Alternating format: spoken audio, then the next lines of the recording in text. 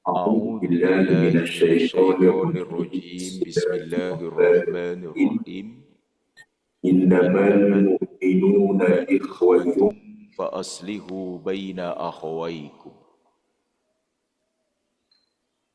وقال رسول الله صلى الله عليه وسلم لتتبعن سنن من كان قبلكم شبرا بشبر وزراء بزراء حتى لو دخلوا حجر الدب تبئتموهم Sadaqallah wa sadaqa Rasulullah sallallahu alaihi wasallam.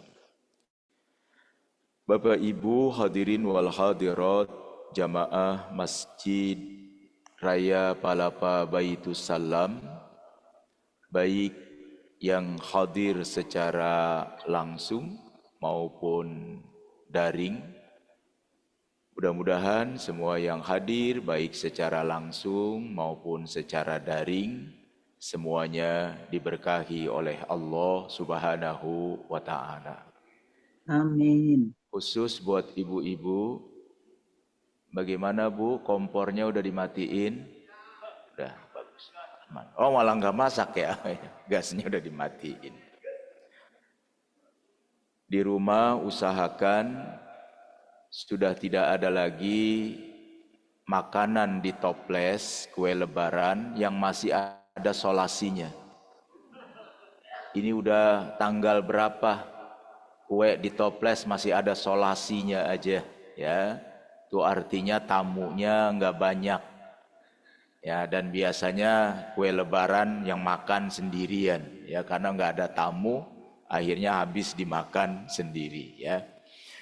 Bapak dan Ibu, tema pagi hari ini di pengajian Ba'da subuh pertama setelah Ramadan itu materinya luar biasa sekali, ya, tentang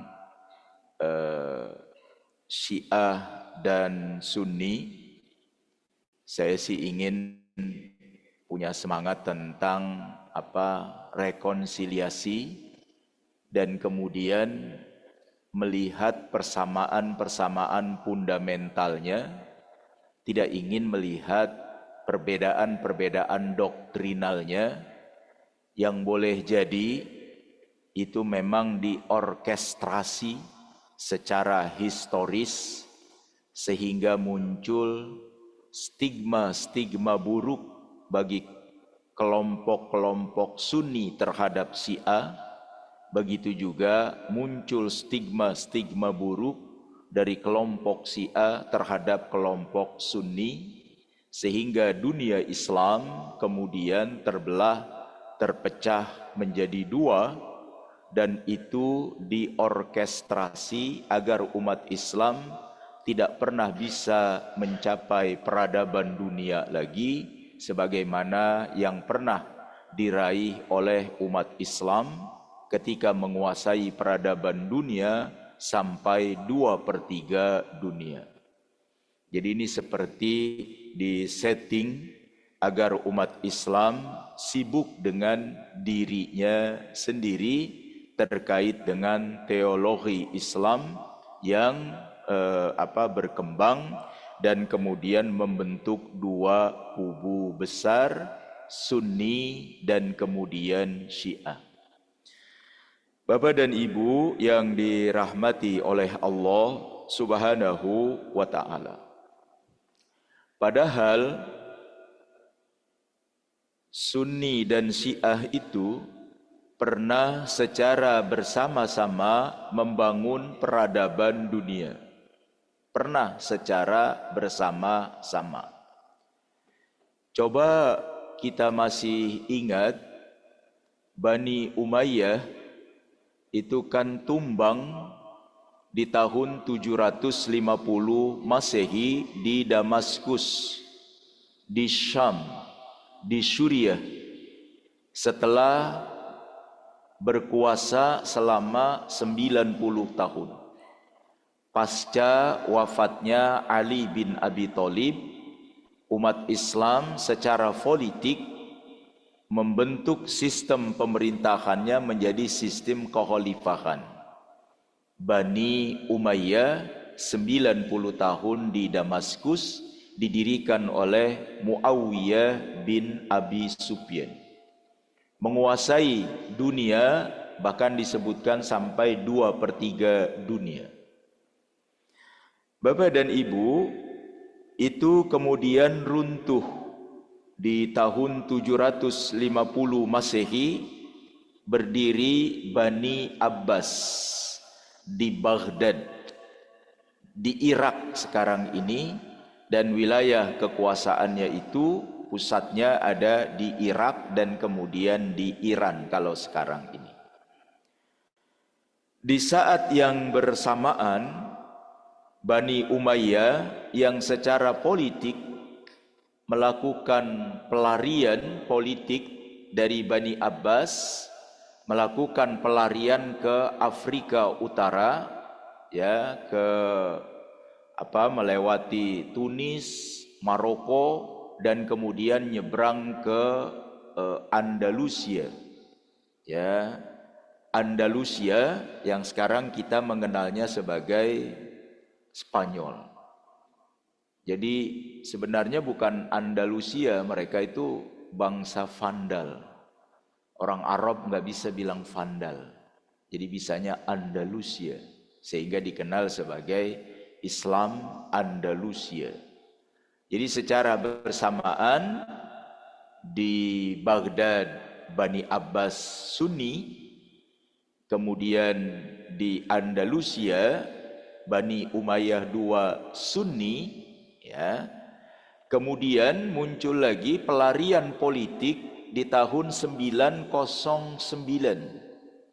Namanya Ubaidillah Al-Mahdi. Itu pelarian politik dari Baghdad menuju ke Afrika, tepatnya di Tunis. Kebetulan pelarian politik ini adalah Syiah, ya, Syiah, dan dia menyampaikan ajaran Syiah itu di Tunis. Namanya Ubaidillah Al-Mahdi.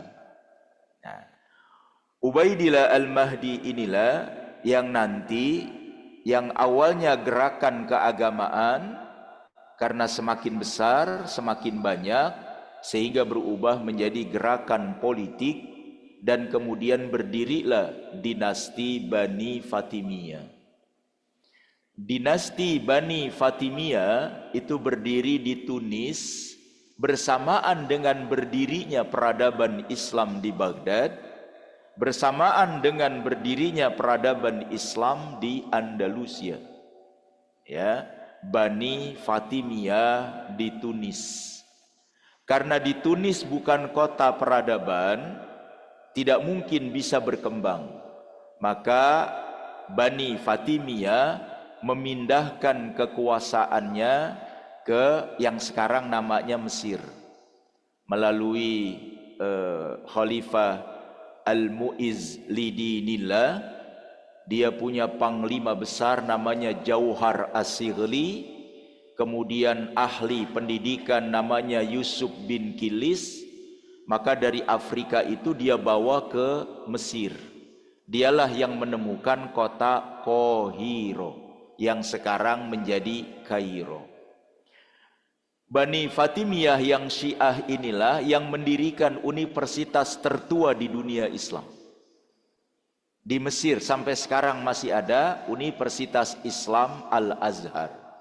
Itu yang mendirikannya, yang membangunnya adalah orang-orang Syiah. Berdiri hampir sekitar 300 tahun di Mesir itu, berbarengan dengan berdirinya Bani Abbas, berbarengan dengan berdirinya Bani Umayyah di Andalusia. Sama-sama membangun intelektual, sama-sama membangun peradaban. Hadirin sekalian yang dirahmati oleh Allah Subhanahu wa ta'ala, nanti lebih baru lagi, Syiah juga pernah membangun peradaban dengan menggunakan dinasti Safawiyah.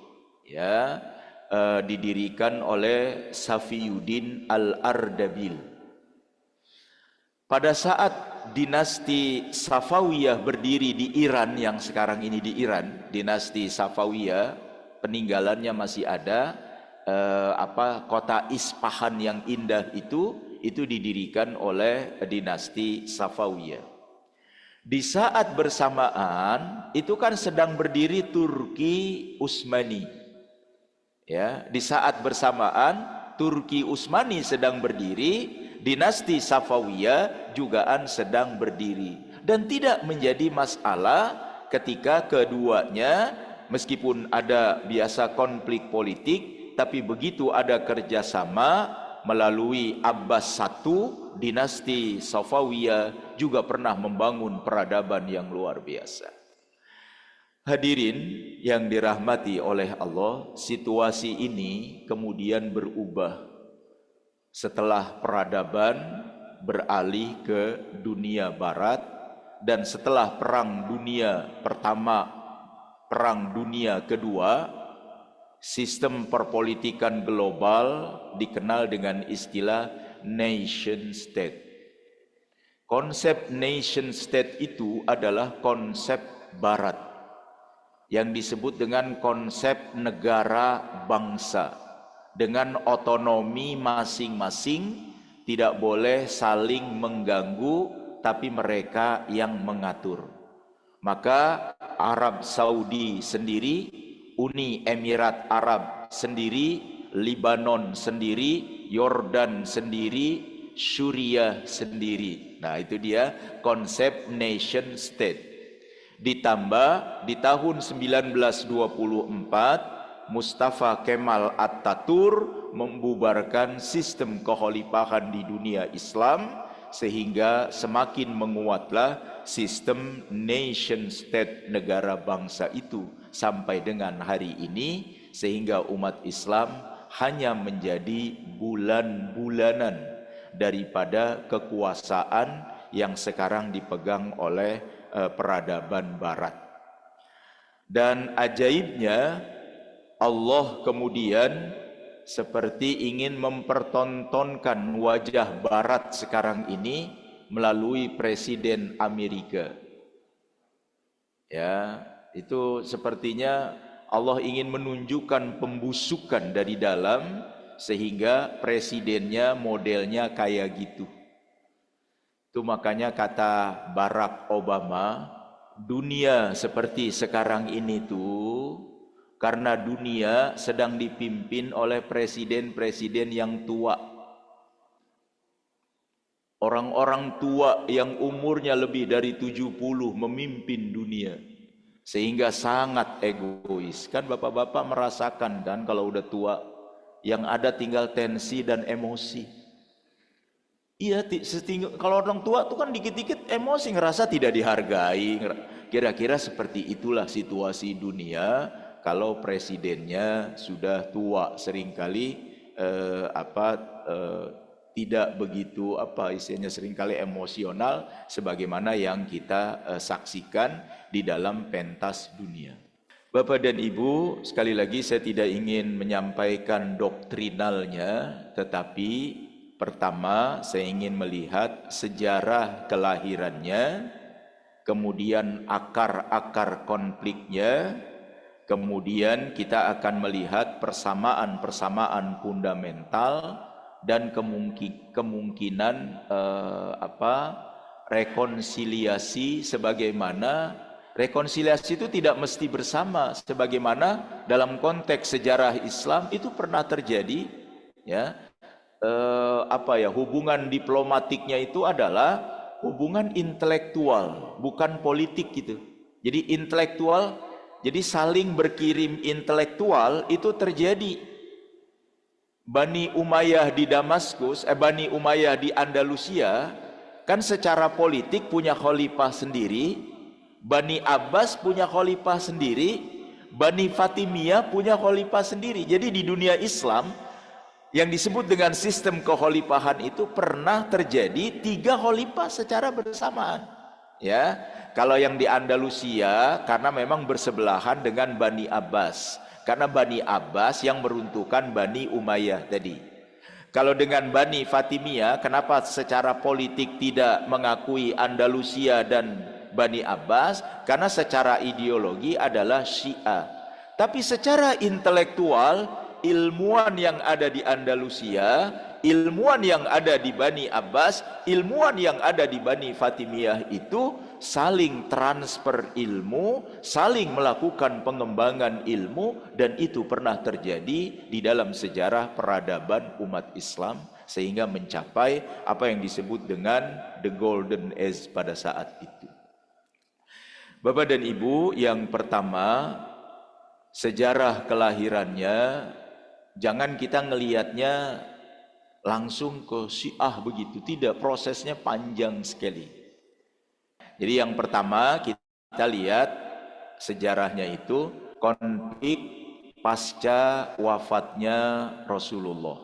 Itu dulu pertama. Itu yang paling pertama, sejarah panjangnya adalah pasca wafatnya Rasulullah. Rasulullah secara nasab tidak meninggalkan putra, tidak meninggalkan anak laki. Ya, karena Rasulullah dari istri itu yang melahirkan anak cuma 2, Khadijah dan Mar'iyah Kibtiyah. Ya, Khadijah melahirkan 6, Mar'iyah Kibtiyah 1. Khadijah itu melahirkan Abdullah, Qasim, Ruqayyah, Zainab, Ummi Kulsum, Fatimah.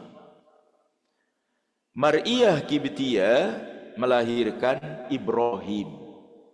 Ibrahim meninggal sebelum umurnya 2 tahun ketika terjadi gerhana matahari. Abdullah, Qasim juga sama, meninggal umurnya 17 bulan. Sehingga secara nasab tidak otomatis penerus Nabi dari garis keturunannya karena putra-putranya wafat.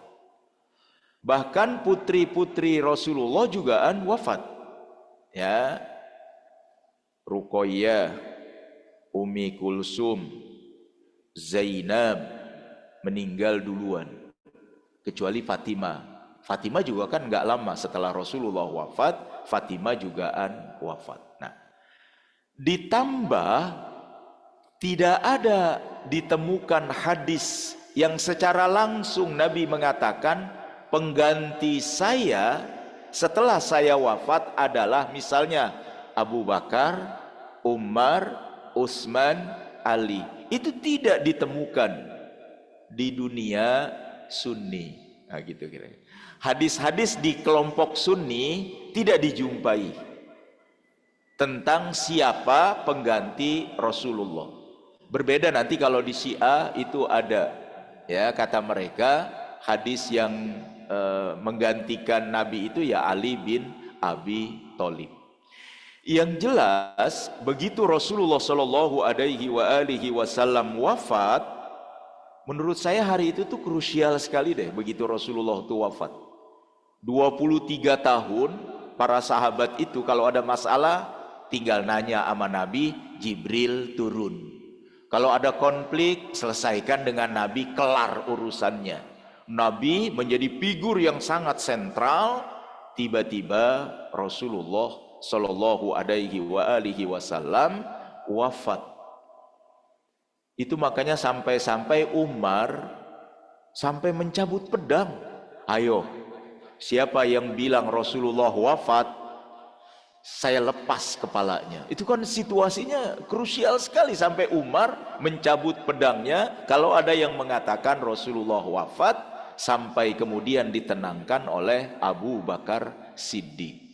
Ya, dan kemudian Umar menyadari, ya, di sebelah utara Madinah orang-orang Madinah langsung berkumpul begitu Rasulullah wafat itu, ya.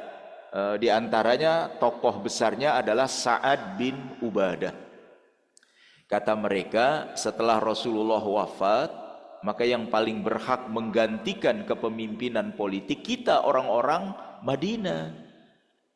Karena, nah teruslah mereka menyebut-nyebut Bai'atul Aqobah pertama, Bai'atul Aqobah kedua. Mereka saling menyebut itu ketika Rasulullah dan orang-orang Mekah hijrah. Siapa yang membantu, siapa yang menolong. Perkembangan Islam terjadi ketika Rasulullah berada di Madinah. Maka yang paling berhak kita orang-orang Madinah.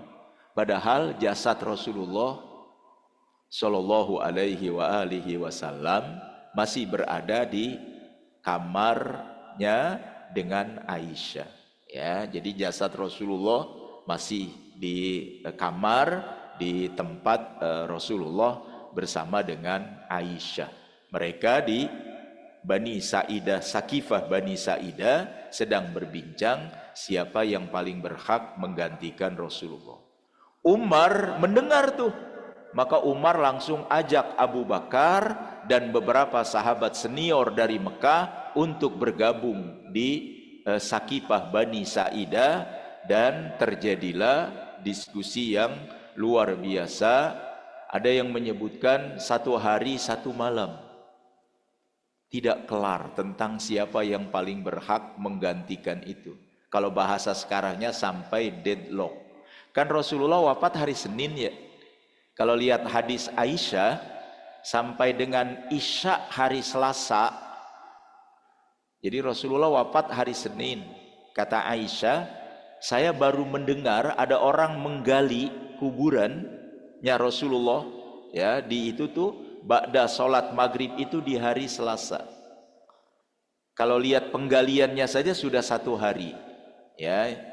Nah hadirin, karena deadlock itulah kemudian Umar Ibnul Khattab ya menyebutkan tentang jasa-jasa Abu Bakar Siddiq dan kemudian membaiat Abu Bakar Siddiq, sehingga Abu Bakarlah yang kemudian menjadi khalifah selama 2 tahun.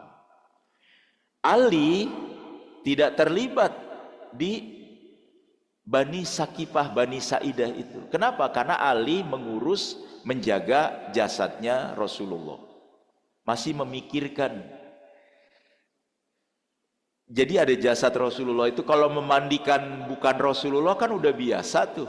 Jadi mereka juga belum ada pengalaman memandikan jasad seorang nabi, memandikan jasad seorang rasul. Ini bagaimana? Sehingga gak ada yang berani itu. Sehingga di situ digambarkan yang memandikannya sampai dengan 7 orang. Karena begitu menyentuh baju Nabi mau ngebuka nangis, nggak tega gitu. Ya, bahkan Bilal tuh azan langsung jatuh pingsan kan.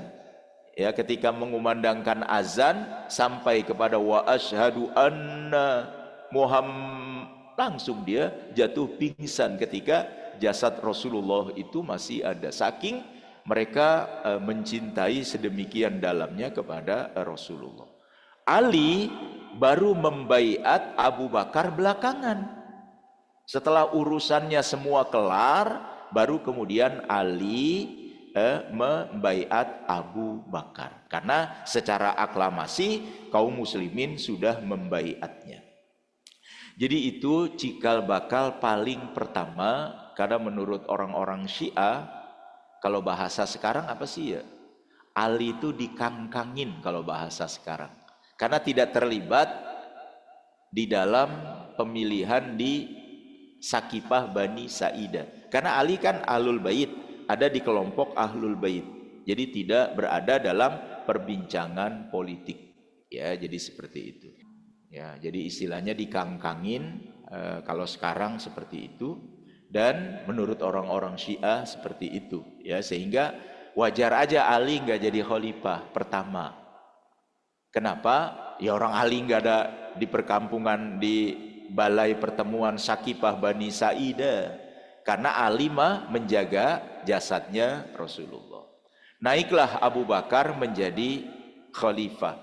Betul Pak, masalah memang krusial sekali. Buktinya begitu Abu Bakar menjadi khalifah, yang biasa bayar zakat di Jazirah Arab berhenti bayar zakat karena kata mereka sudah tidak ada Rasulullah. Benar, krusial sekali. Yang kedua, banyak yang murtad. Murtad itu keluar dari Islam karena menurut mereka di Jazirah Arab itu trennya memang tren masuk Islam ketika ada Rasulullah.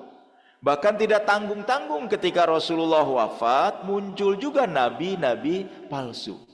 Benar krusial sekali secara politis, dan Abu Bakar menjadi khalifah selama 2 tahun.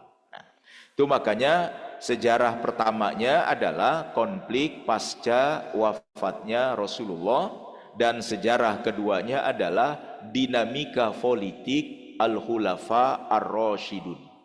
Al-Khulafa Ar-Rasyidun itu adalah khalifah setelah Rasulullah.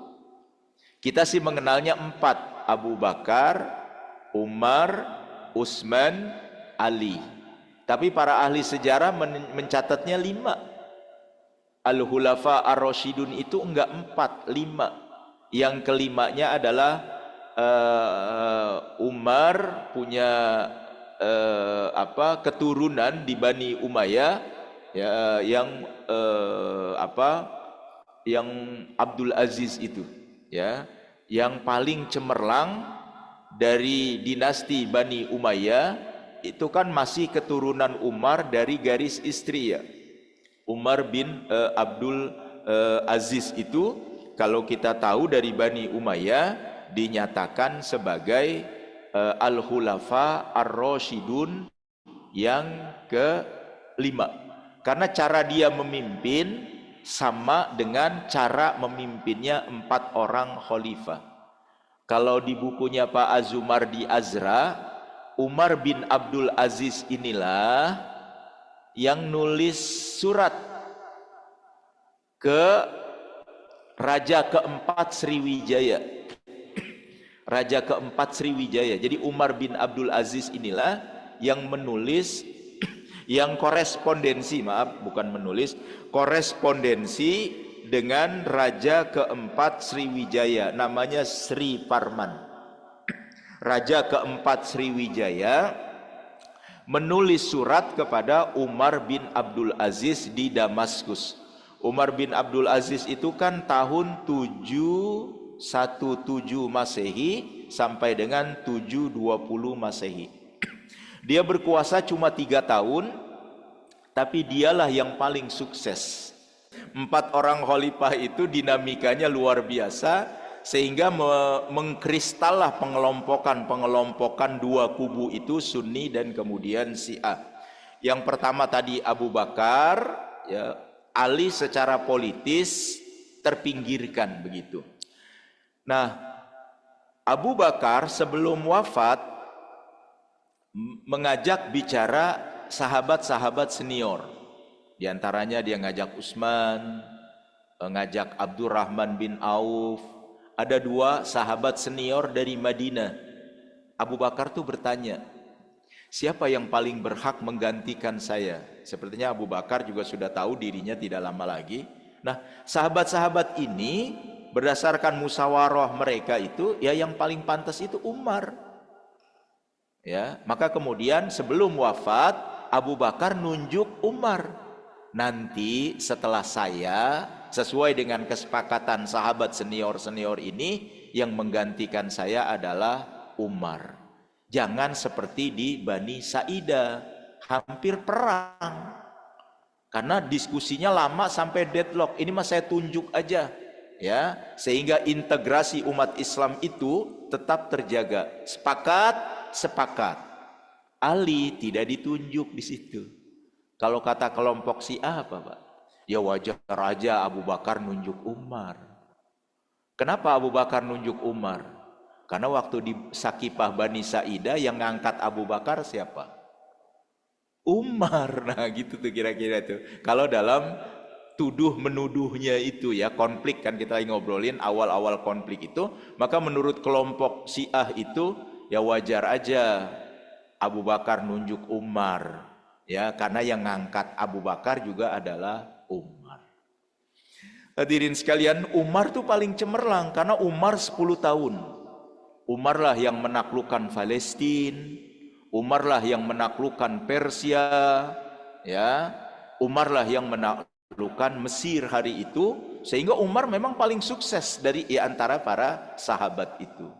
Nah, Umar, hadirin sekalian, wafat terbunuh oleh salah satu budak dari Persia.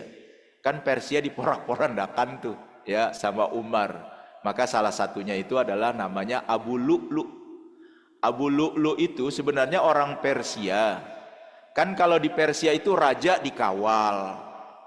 Kalau di Persia kan raja punya singgasana permadani yang indah. Begitu dia masuk Islam, memang dia tujuannya mau ngebunuh Umar, maka dia masuk ke Madinah, dan betapa kagetnya dia melihat khalifah di dunia Islam itu tidak dikawal, tidak punya istana, istananya adalah masjid.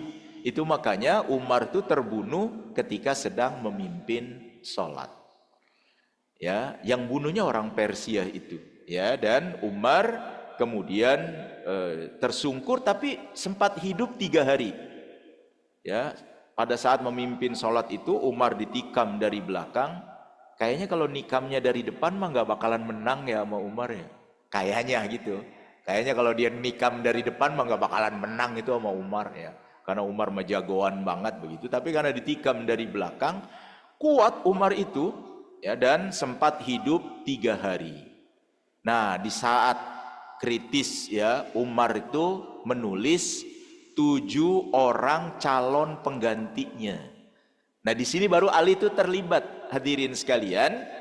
7 orang ini kata Umar, nanti kalian bertuju musyawarah. Siapa yang menjadi pengganti saya setelah saya wafat? Maka 7 ini saya tidak bisa menyebutkan detailnya, tapi menurut Ali pasti jadi. Menurut Ali itu Ali pasti jadi, ya. Karena ada yang satu enggak hadir, sehingga suara itu udah kebaca. Ali bakalan jadi khalifah setelah Umar. Rupanya satu suara yang harusnya memenangkan Ali juga tidak hadir di dalam pemilihan itu, sehingga kemudian Utsman bin Affan yang menjadi khalifah. Kalau kata orang Syiah sama, itu juga dikangkangin lagi Ali, sehingga Ali tidak jadi khalifah, dan jadilah khalifah Utsman bin Affan, umurnya 75. Sahabat yang paling kaya Utsman itu, kaya sekali ya, kekayaannya luar biasa Utsman itu. Nah, di 5 tahun dia berkuasa, cakep bener Utsman tuh. Pokoknya cakep banget ya. Ide tentang angkatan laut, ide tentang perluasan ke Afrika. Wah, luar biasa sekali Utsman ya, sebagai menantu Rasulullah. Pas memang dia menggantikan Umar. Nah, begitu dia umur 80 tahun, dia mengangkat bendaharawan negara nih dari keluarganya. Namanya Marwan bin Hakam. Naiklah Marwan bin Hakam sebagai bendaharawan negara, dan dialah yang mengatur keuangan negara. Mulai dah Utsman udah umur 80, serahkan kepada familinya ini. Secara politik malah mengangkatlah panglimanya mulai dari kerabatnya. Gubernur Basro, gubernur Mesir dari kerabat-kerabatnya. Nah, disitulah ketika 12 tahun Utsman menjadi khalifah, terjadi kekacauan yang luar biasa di Madinah. Kenapa? Karena penduduk Basroh, penduduk Mesir demo, protes. Kenapa gubernur yang diangkatnya pelangak pelongo kalau sekarang? Kalau sekarang ya, kenapa pelangak pelongo? Makanya mereka protes.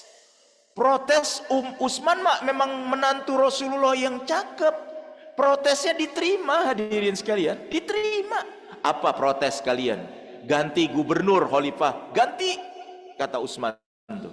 Kamu yang Basra apa tuntutannya? Ganti, ganti. Utsman nggak ada masalah. Tapi begitu demonstran balik, justru muncul surat dari istana. Isinya bukan ganti gubernur, isinya bunuh semua demonstran yang sampai ke Mesir, Jadi kata isinya itu, gubernur Mesir ini demonstran, kalau dia balik bunuh. Ini demonstran gubernur Basro, kalau dia nyampe di Basro bunuh semuanya. Demonstran kira-kira marah nggak digituin? Marah, balik lagi ke dalam ibu kota, sehingga terjadi chaos di dalam istananya Utsman. Dan Utsman ini hebatnya ya, nggak lari Pak, nggak ngumpet Pak, dihadapin semuanya. Ya, luar biasa sekali. Bahkan Utsman lagi baca Quran menghadapinya. Yang dia baca itu surat Al-Kahfi itu. Pada ayat 19 ya, yang wal yatalatop. Itu makanya kalau Quran dulu wal yatalatop itu warnanya merah. Karena Utsman terbunuh ketika sedang membaca surat Al-Kahfi itu. Itu makanya saya imam Jumat tuh kalau baca surat Al-Kahfi seneng. Pak imam kita tuh subuh selalu baca surat Al-Kahfi. Ya, terbunuh tidak tanggung-tanggung Pak. 2 di leher, 2 di dada belati itu. Utsman meninggal dalam keadaan membaca Al-Quran. Jari jemarinya nggak ketemu Pak. Chaos sekali berarti keadaan itu. Hari itu demonstran tuh, ya. Jari jemarinya tidak diketemukan, jubahnya itulah yang berlumuran darah diamankan oleh panglimanya, namanya Muawiyah bin Abi Sufyan. Buat apa? Membangun sentimen. Ya, dijadiin bendera nanti. Jadi jubah Umar yang berlumuran darah itu sama panglima perangnya Muawiyah itu dijadiin bendera untuk membangun sentimen ya ketika nanti Ali menjadi khalifah untuk melakukan perlawanan. Hadirin sekalian yang dirahmati oleh Allah, dalam keadaan seperti itu Ali bin Abi Thalib naik menjadi khalifah. Situasinya kayak baju udah bolong-bolong. Jadi Ali jahit di sini, yang di sini bolong. Ali jahit yang di situ, yang di sini bolong. Naiklah Ali menjadi khalifah. Ini Ali nih, begitu dia jadi khalifah, apa yang dilakukan oleh Ali? Dia copot semua gubernur yang diangkat oleh Utsman. Sebenarnya ngangkat kan bukan Utsman, Marwan bin Hakam. Semua gubernur dia copot, semua menteri dia copot. Ya, karena menurutnya itu penyebab kekacauan. Rupanya ada lawan Ali yang sangat tangguh. Begitu gubernur Syria, Damaskus dicopot, ngelawan ya. Enggak terima, dicopot oleh khalifah. Namanya tadi Muawiyah bin Abi Sufyan. Kenapa? Karena Muawiyah menjadi khalifah, bukan Utsman yang angkat. Nah, Ali enggak ngebaca politik di situ tuh. Dia kira apa? Dengan mencopot Muawiyah selesai. Muawiyah jadi gubernur di Damaskus itu 20 tahun. Karena yang mengangkatnya bukan Utsman dia mah. Dia itu diangkat menjadi gubernur oleh Umar. Makanya dia mah cakep di sana 20 tahun. Ya, di Damaskus itu, dan dialah yang melakukan perlawanan. Dari Damaskus dia suka datang ke Madinah mengibar-ngibarkan bendera yang terbuat dari jubah Utsman. Tuntut khalifah, siapa dalang pembunuhan Utsman? Istri Rasulullah Aisyah ikut-ikutan juga tuh jadinya. Ya, emosional juga ya. Siapa sebenarnya dalang pembunuhan Utsman tuh? Ya, dan Aisyah bergabung dengan Tolhah dan Zubair. Ya, menuntut dalang pembunuhan Utsman. Ya.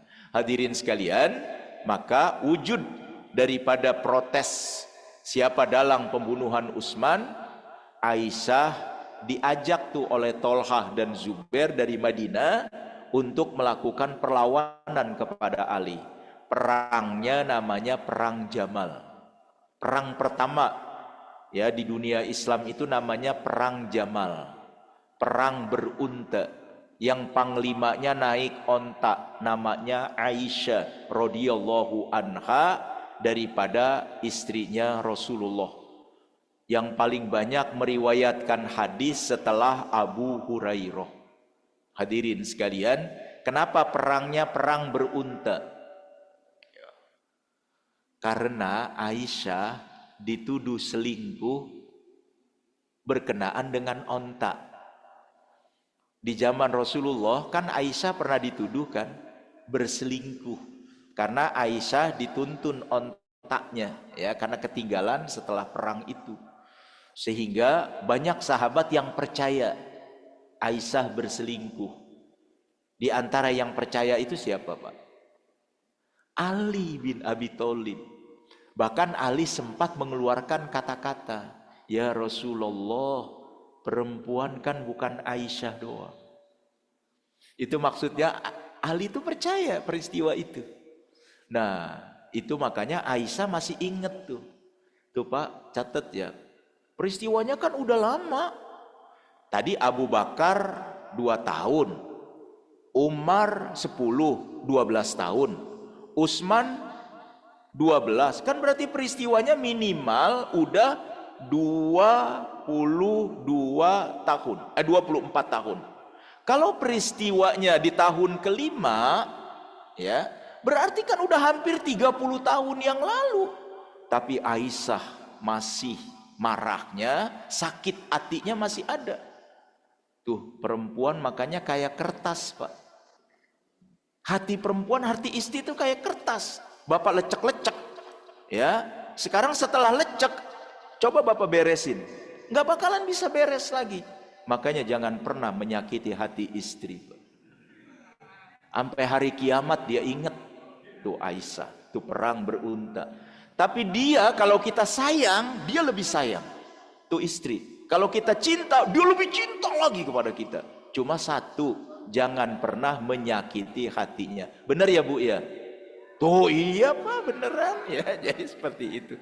Nah, itu ya, jadi seperti itu sehingga Ali bin Abi Thalib, ya hadirin sekalian, juga melakukan perlawanan dengan Bani Umayyah tadi. Muawiyah bin Abu Sufyan menggalang kekuatan dari Damaskus sehingga terjadilah perang Siffin, perang kedua antara Ali dengan Muawiyah.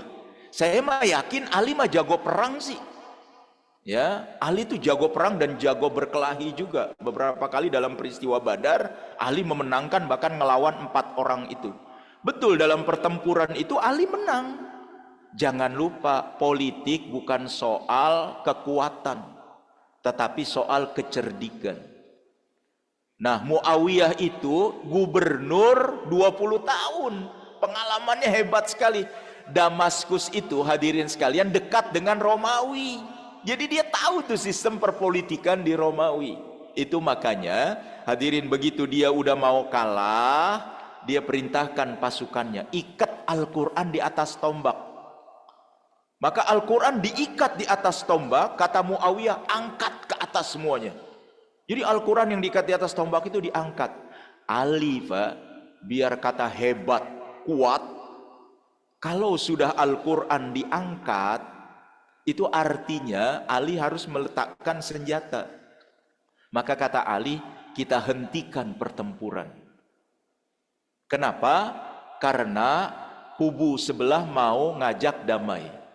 Nah, disinilah mulai nih pengikut Ali terpecah 2. Kata sebahagian dari pengikut Ali, hajar, tinggal sekali lagi mereka habis Ali. Kita ratakan dengan tanah, kita habisi mereka. Karena mereka melawan kekuasaan yang sah. Kata sebahagian, jangan, mereka udah mengingkat Al-Quran. Ya, maka kita harus menghentikan perang. Maka Ali ngambil yang ini, enggak ngambil yang ini. Ali ngambil yang ini, maka dihentikanlah peperangan. Yang menghentikan peperangan bersama dengan Ali ini dikenal dengan nama Syi'atu Ali. Pengikut Ali, kelompok Ali, pendukung Ali, namanya Syi'atu Ali. Yang nolak dari mau berhenti perang, keluar dari kelompok Ali, keluar, namanya Khawarij. Cikal bakal terorisme fundamental di dunia Islam. Nah, ini dari sini nih, Khawarij ini, ya. Nah, hadirin sekalian, ini politik. Ali mengambil untuk berdamai. Ali ngutus orang tua lagi untuk berdiskusi, musyawarah namanya tahkim. Ali ngangkat orang alim. Ya, orang alim diangkat sebagai utusan juru bicara itu. Namanya Abu Musa al-Ash'ari. Umurnya udah 80. Sahabat sangat senior, sangat sepuh dan sangat dihormati. Maju sebagai delegasi Ali. Muawiyah ngangkat diplomat, ahli retorika, politik progresif, namanya Amru bin As yang menaklukkan Mesir. Terjadi di situ. Nih dia Pak, namanya politik. Kata Amru bin As, saya mudaan. Anda duluan yang senior yang berbicara. Pembicaraan di bawah panggung, kita sama-sama menurunkan, saya menurunkan Muawiyah dari gubernur, Anda menurunkan Ali jadi khalifah. Setelah itu kekuasaan Islam diserahkan kepada kaum muslimin. Sepakat? Sepakat. Naiklah Abu Musa al-Ash'ari. Berdasarkan kesepakatan kami di dalam tahkim ini, demi kedamaian bersama, maka saya menurunkan Ali bin Abi Thalib menjadi khalifah. Turun ke khalifahannya dan diserahkan kepada kaum muslimin. Berarti kan kekhalifahan kosong. Amru bin As naik dan mengatakan, karena perwakilan dari kelompok Ali sudah menurunkan Ali dari kekhalifahannya, maka sekarang khalifah kosong. Karena khalifah ini kosong, maka saya mengangkat Muawiyah bin Abu Sufyan menjadi khalifah, menggantikan Ali bin Abi Thalib. Hadirin sekalian, luar biasa. Pecah lagi tuh. Politik tuh kayak gitu. Ya. Maka pecah Abu Musa al-Ash'ari balik ke Ali. Ini Amru bin As balik ke Ali. Nah Khawarij akhirnya ngomong, gua bilang juga apa? Tuh. Maka kata Khawarij, kalau begitu Ali salah, bunuh Ali.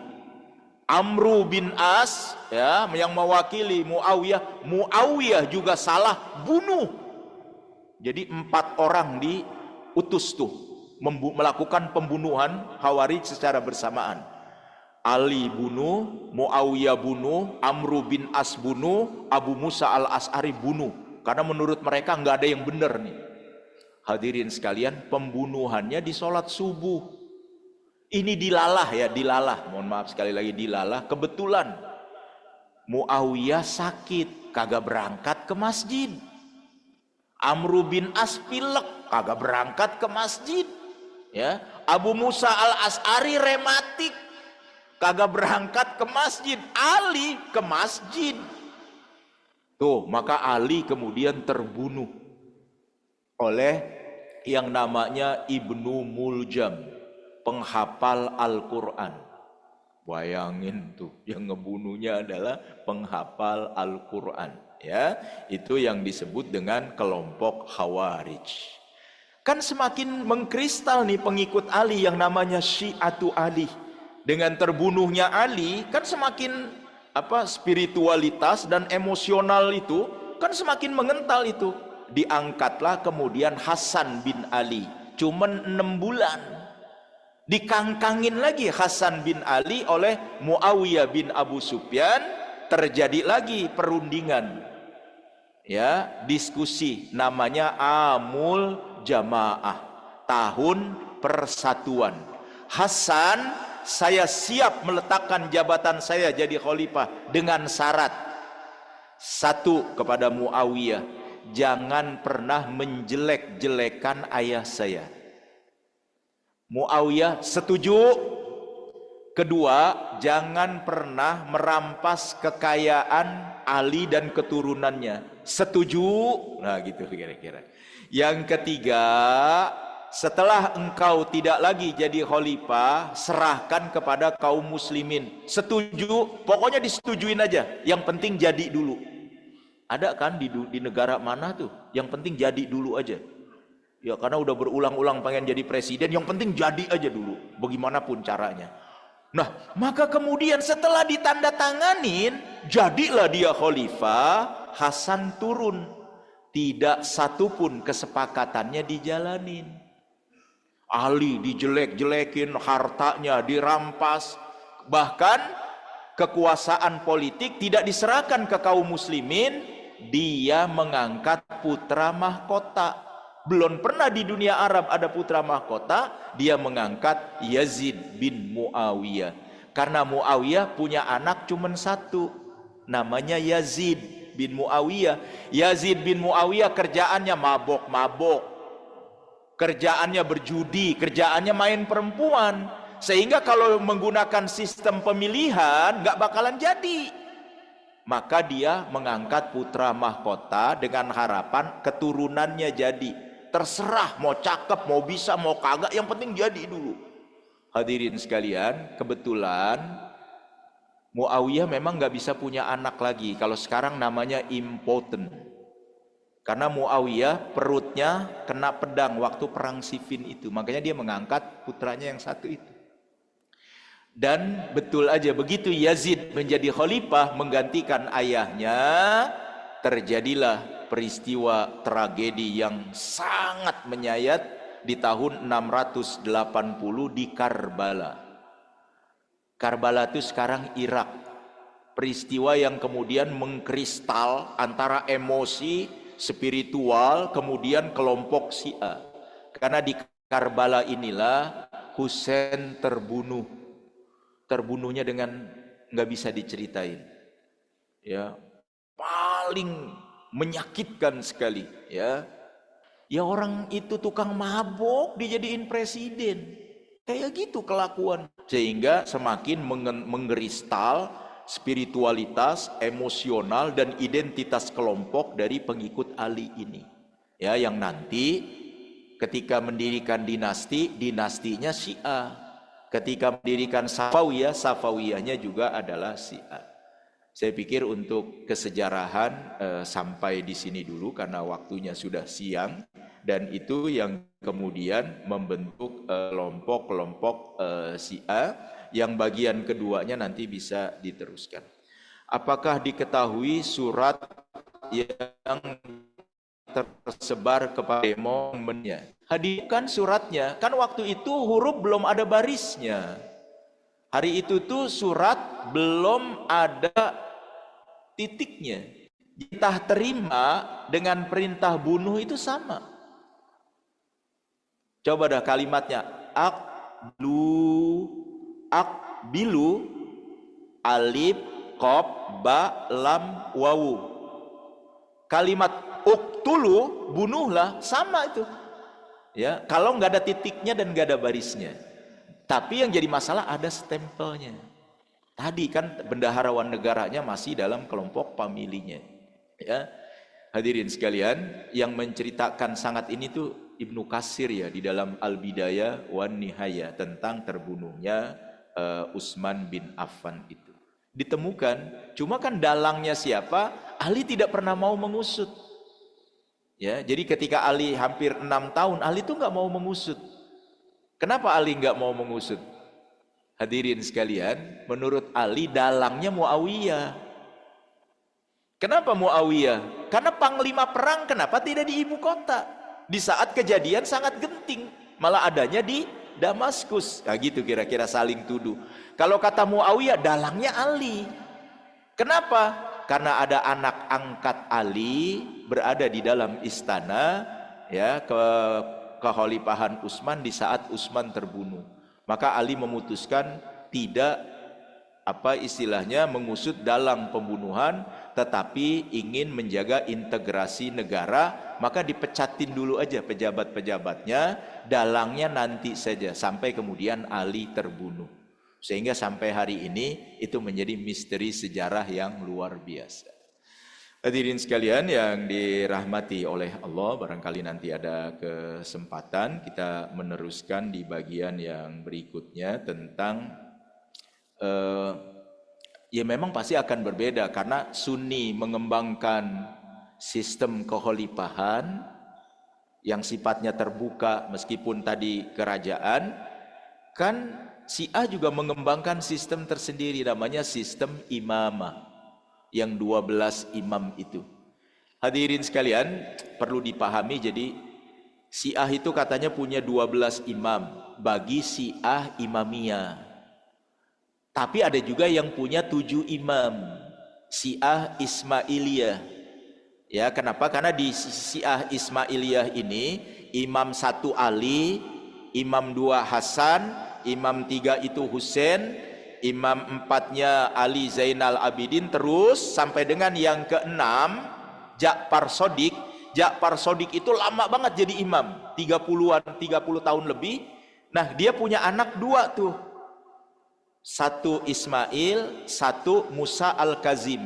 Sehingga pengikutnya menjadi 2 kelompok ini.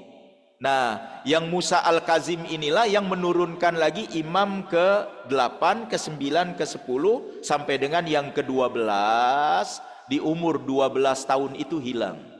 Nah, yang Ismailiyah ini tidak mengembangkan imam-imam lagi di bawahnya. Maka ada Syiah Ismailiyah, itu yang Bani Fatimiyah. Kalau Syiah Isna Asy'ariyah yang tadi dinasti Safawiyah itu. Nah, yang 12 tadi hilang, yang sekarang di Iran itu adalah representasi dari imam yang 12 itu. Representasi itu namanya pancaran. Dan dia diangkat berbeda dengan sistem kekhalifahan yang ada di dunia Sunni. Makanya pasti berbeda ya secara politik di dalam mengangkat pemimpin. Apapun itu, hadirin sekalian, coba dibayangin jika dunia Islam sekarang yang modelnya kayak Iran, terlepas dari Syiah dan Sunni, taruhlah yang modelnya kayak Iran 3 aja misalnya. Misal ya, Iran ya misalnya, Uni Emirat Arab misalnya, atau satu lagi kita tambah apa, kekuatannya sama, maka Amerika nggak bisa apa-apa terhadap dunia Islam. Cuma masalahnya umat sendiri, ya malah aneh kan, kata Menteri Luar Negeri Polandia itu, aneh negara-negara Muslim Timur Tengah, Amerika itu kaya karena uangnya dari Anda, tetapi malah Anda minta perlindungan dari dia. Aneh kalian mah. Itu kata orang lain. Dan lihat yang tidak mendukung Amerika itu Spanyol kan. Agak aneh, justru negara-negara Arab minta secepatnya diserang. Emang itulah ya, situasi politik global kita. Sebenarnya ini bukan soal ideologi, tapi soal ekonomi, soal politik aja, soal strategi aja. Ya, sama sekali sebenarnya, karena awal kemunculannya juga adalah persoalan politik, bukan sama sekali teologi, apalagi yang namanya ideologi. Baik Bapak dan Ibu, barangkali nanti kita bisa melihat akarnya dan kemudian persamaan-persamaan yang sebenarnya pernah kita menguasai peradaban dunia.